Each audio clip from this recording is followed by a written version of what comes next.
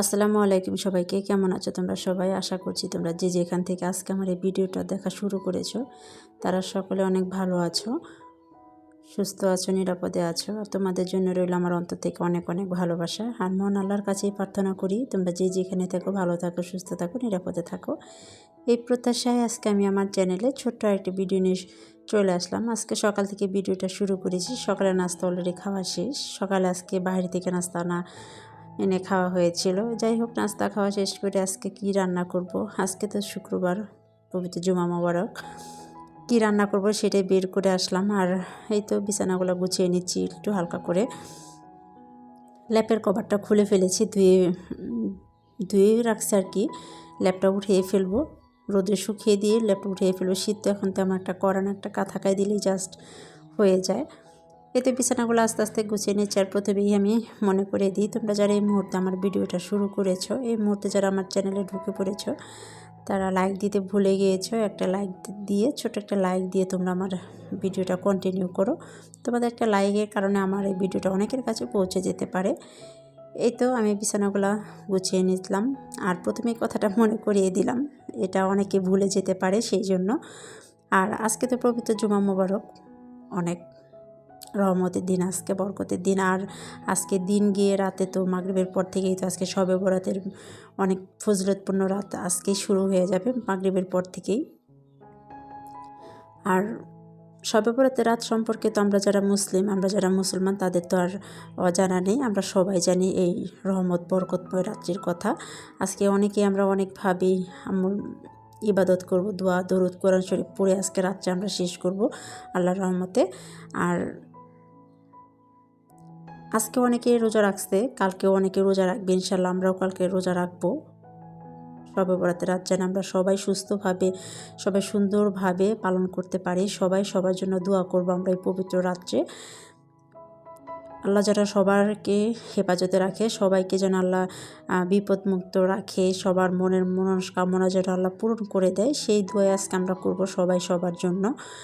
আর এই তো আমি কথার ফাঁকে ফাঁকে অনেকগুলা কাজই করে ফেলেছি। আজকে দুপুরে আয়োজন করতেছি, রোস্ট খাবে। রোহান শাপিন বলতেছে রোস্ট খাবে, অনেক দিন ধরে নাকি আমি রোস্ট বানাই না।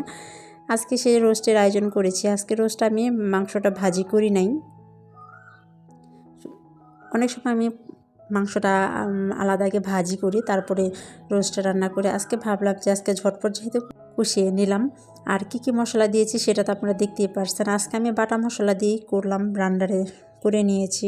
জয়শ্রী, জয়ফল সব মশলা দিয়ে, বাদাম দিয়েছি এখানে, টক দই, ফাঁকি মশলা, শুধু হলুদ বাদে পরিমাণ মতো করে আমি সবই দিয়েছি রোস্টে আজকে।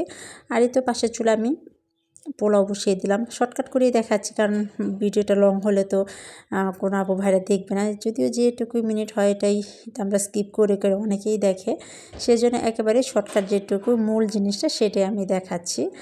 আর এই তো পোলাওর চালটা আমি ভালোভাবে ভাজি করে নিলাম। আর এ পাশে আমি রোস্টে তো হয়ে আসছে, আমি একটু অল্প পরিমাণ পানি দিয়েছি, আর তো এমনিতে পানি উঠেছে। যাক, এই পর্যায়ে আমি একটু দুধ অ্যাড করে দিলাম, 1 কাপের একটু বেশি দিয়েছি। আর এটা এখন আমি সিদ্ধ করব।